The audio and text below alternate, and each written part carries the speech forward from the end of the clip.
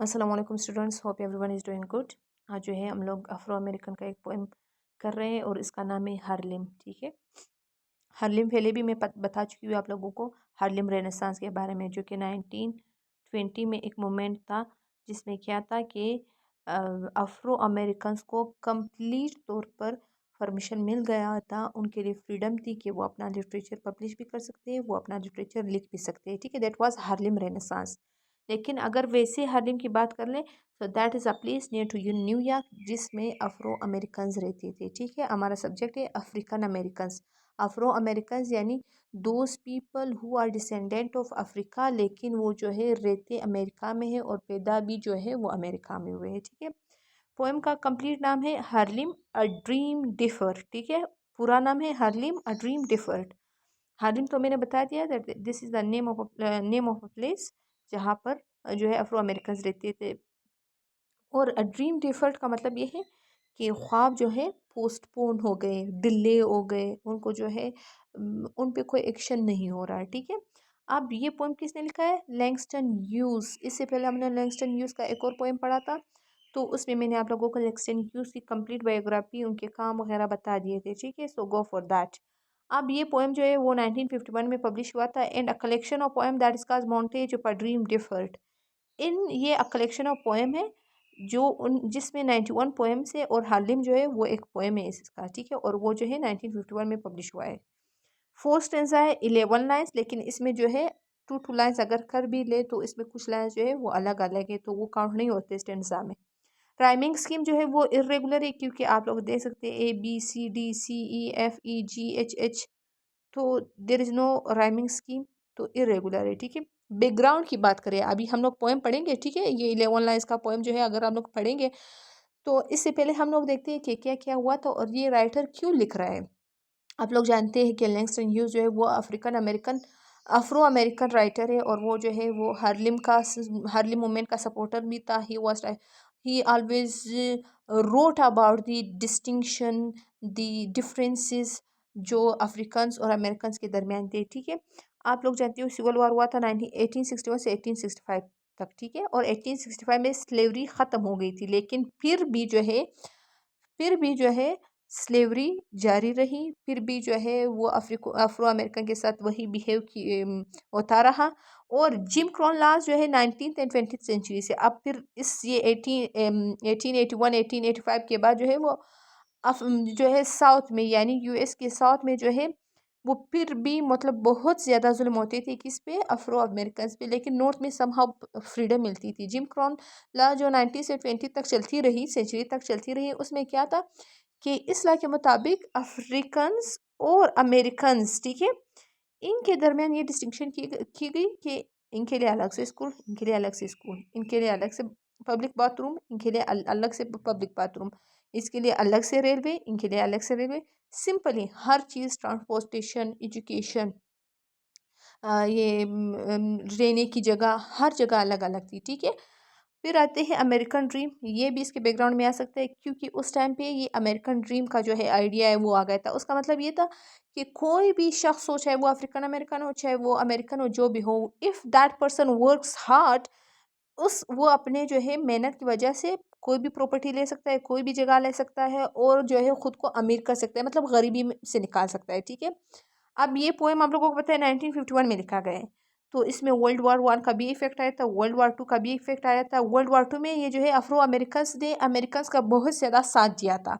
World war one में, world war to में, कि ये जो है जर्मनी के खिलाफ लड़े, फिर जो है जापान के खिलाफ लड़े, लेकिन उसके बावजूद जो है अफ्रीकन अमेरिकन्स को कमतर समझा जाता था। अफ्रीकन अमेरिकन्स को जो है कोई वैल्यू नहीं दी जाती थी, उनको हमेशा जो है वो ब्लैक नेग्रू कहा जाता था। ठीक है, तो इन सब को माइंड में रखते हुए अगर हम लोग पोएम पढ़ेंगे तो तब हमें जो है इसका आइडिया समझ आ जाएगा। सबसे पहले what happen to a dream deferred, क्या हुआ उन ड्रीम्स का, उन ख्वाबों का जो अभी तक पोस्टपोन किए हुए हैं आप लोगों ने। ये राइटर बोल रहा है, जो अभी तक डिले में है, जिनके लिए कोई एक्शन नहीं लिया आप लोगों ने। ठीक है, वो क्या कहते हैं? डज इट ड्राई अप, क्या ये जो है ये ड्राई हो गए, सूख गए? Like a raisin in the sun, अब ये पोएम हम लोग ऑलरेडी पढ़ चुके हैं, ठीक है। अ रेजन इन द सन, जो हम लोग, सॉरी पोएम नहीं, ड्रामा, जिसमें हम लोग पढ़ रहे हैं कि अफ्रो अमेरिकन के साथ किस तरह सलूक होता जा रहा है।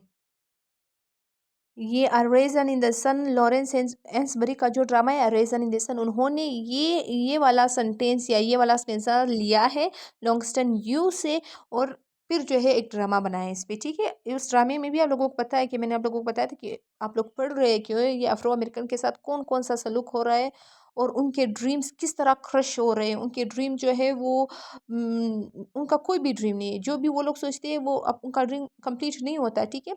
उसमें जो हम लोग पढ़ते भी है कि हर घर में जो है 4-5 लोग हैं, हर एक का अपना अपना ड्रीम है, और कोई भी जो है there is no money, there is nothing कि वो अपना ड्रीम पूरा कर सके, ठीक है। अब इसका पता है आप लोगों को, डज इट ड्राई अप, ये सूख गए किस तरह, like a raisin in the sun, जो कशमिश है जिसको हम लोग सन में यानी सूरज के सामने रख कर हम उसे सुखा देते हैं। क्या क्या आप लोगों के ड्रीम इस तरह सूख गए हैं, ये राइटर बोल रहा है, ठीक है। और फीस्टर लाइक अ सोर एंड देन रन, और ये कह रहे हैं क्या आप लोगों के ड्रीम जो है, as you people are not taking any action, तो क्या वो जख्मों की तरह, वो जो है वो जख्मों की तरह और जो है पक चुके हैं, जब जब जैसे कि वो इंसान पे जख्म आ जाता है और इंसान कोई भी तवज्जो उसे नहीं देता, या तो वो जो है फूल के जो है वो उससे कोई मटेरियल निकल आता है, रन हो जाता है, मतलब रनिंग आपको पता है, या कभी कभार वो जख्म इस तरह होता है कि वो इंसान के हाथों पे पक सा जाता है। तो वो कह रहे हैं कि क्या ये इस तरह हुआ कि आपके जख्म भी इस तरह, तो राइटर यहाँ पर कह रहा है ये जो आप लोगों के ड्रीम्स आप लोगों के आपको जख्म दे रहे हैं जख्म की तरह, ठीक है। इससे मुशाबिह किया हुआ है कि आप लोगों के ड्रीम्स जो है वो अभी जख्म बन चुके हैं, अभी जो है जख्म बन चुके हैं। क्या ये जख्म अभी जो है वो रन हो गया, मतलब वो जख्म भी पक गए, still you people are not taking any action, ठीक है। अब जो है does it stink like a rotten meat, ये आप लोगों के जो ड्रीम्स है, क्या ड्रीम्स आप लोगों को पता है, ऑलरेडी हम लोग ड्रामा पढ़ रहे हैं, ठीक है। कौन से ड्रीम्स, वो वाले ड्रीम जो आप लोग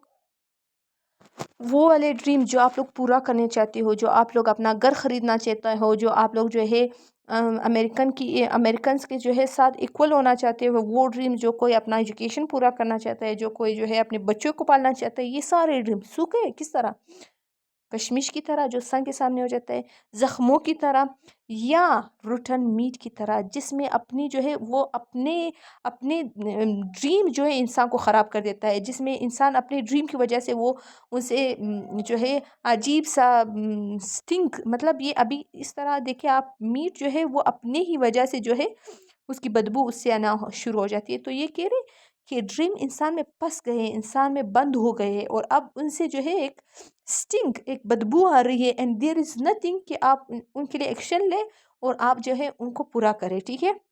और क्रस्ट एंड ये देखिए, does it stink like a rotten meat और crust and sugar over like a syrupy sweet, या ड्रीम तो स्वीट है आप लोगों के, लेकिन वो स्वीट के ऊपर आप लोगों ने देखे होंगे कभी कभार वो जो है कोई भी स्वीट चीज़ हो उसके ऊपर एक क्रस्टी सा जो है लेयर आ जाता है, जो उसकी टेस्ट को सारा ख़राब कर देता है।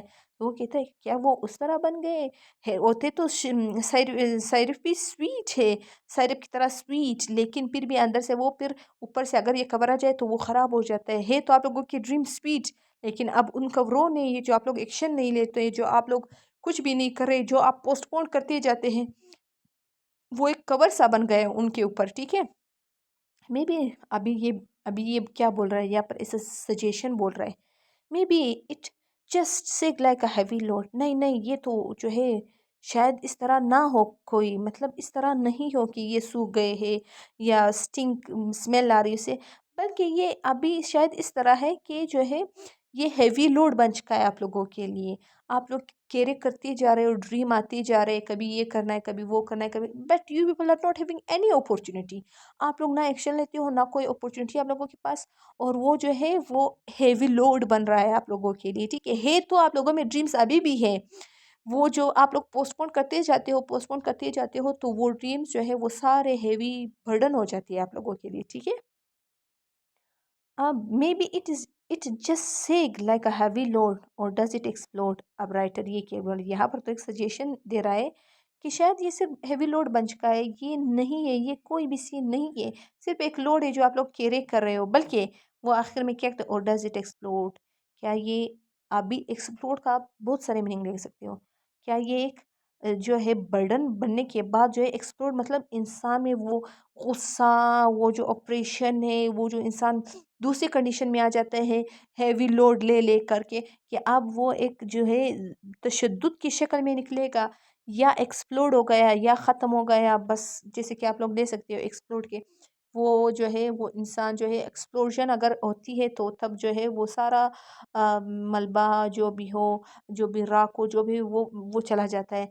तो अभी राइटर यहाँ पर, और डज इट एक्सप्लोड, क्या आप लोगों के ड्रीम्स ख़त्म हुए, या does it change into the deepness, या जो है तशद्दुद में, कि कभी अगर निकलेंगे ये ड्रीम्स तो वो ऐसे शक्ल में निकलेंगे कि लोग जो है वो लोग अभी वो खुद से बेजार है, तो वो जब निकलेंगे तो वो या तो जुल्म करेंगे या दूसरों पे जुल्म करेंगे, या इसे दूसरा शेप देंगे, ठीक है। So these are the lines जिसमें राइटर ने क्वेश्चन भी किए, जिसने राइटर ने सिमिलीज भी यूज़ किए, जिसने राइटर ने मेटाफर्स भी यूज़ किए, और एट द एंड सवाल भी किए हैं, सजेशन भी दिए हुए हैं, और एट द एंड ये क्या है कहा है, और डज इट एक्सप्लोड, क्या ये दूसरा शेप इख्तियार कर चुकी है। ये जो है अभी अगर कोई बुरा बिहेव कर रहा है तो वो, अगर अफ्रीकन अमेरिकन को ये कहा जाता है कि वो बुरा बिहेव कर रहे हैं, तो वो क्या ये वजह है कि उनमें ये कहा जाता है that they don't have ethics this and that, ठीक है। तो दीज आर द लाइन्स जो राइटर कहता है कि ये आप लोग ड्रीम्स, मोस्टली ड्रीम्स पे बेस्ड है, ठीक है। और सबसे ज़्यादा ये जो है अमेरिकन ड्रीम्स का आप लोग जो है रेफरेंस दे सकते हैं, कि इन सारे ड्रीम्स को जो आप लोग अपने अंदर ले रहे हैं, उनको पोस्टपोन क्यों किया जा रहा है। अगर पोस्टपोन किया जा रहा है तो ये तो फिर हैवी बर्डन हो गया जो कभी भी पूरा नहीं होगा, ठीक है। तो इससे ये पता चलता है कि how oppressed, how frustrated the Afro Americans are in the American societies, ठीक है। तो इनके थीम पे आ जाते हैं the limitation of American dreams for Afro Americans, ठीक है। अमेरिकन ड्रीम को हासिल करने के लिए कोई अपॉर्चुनिटी कुछ नहीं है अफ्रो अमेरिकन्स के लिए। The second is frustration on operation, ये आप लोग देख सकते हैं कि वो किस तरह ऑप्रेस्ड है, वो किशमिश की तरह सूख गए हैं, वो जो है रोटन मीट की तरह जो है उनसे स्मेल आ रही है, वो जो है वो जो है वो सूख गए हैं, वो जो है स्वीट तो है अंदर से लेकिन ऊपर जो है उसके ऊपर क्रेस्ट आए हुए हैं। इसका मतलब है they all are oppressed, they all are frustrated, और वो कभी भी किसी भी टाइम एक्सप्लोड हो सकता है। ये फिर आप लोग ये सिविल वार जो हुआ था वो भी इसी तरह था, ठीक है। फिर सिविल राइट्स मूवमेंट आ जाता है, फिर सब समहाउ इनको जो है फ्रीडम मिल जाता है, ठीक है। लेकिन अभी भी समहाउ डिस्क्रिमिनेशन हो रहा है। So I hope you people understood these are the themes, you people have to go for it. और आप लोगों का काम है कि आप लोगों ने जो है इसका, आप लोगों ने जब भी आप लोग वीडियो देख ले, people are going to take out the literary devices, you people are going to find out the literary devices, okay. I hope you people understood. अल्लाह हाफिज़।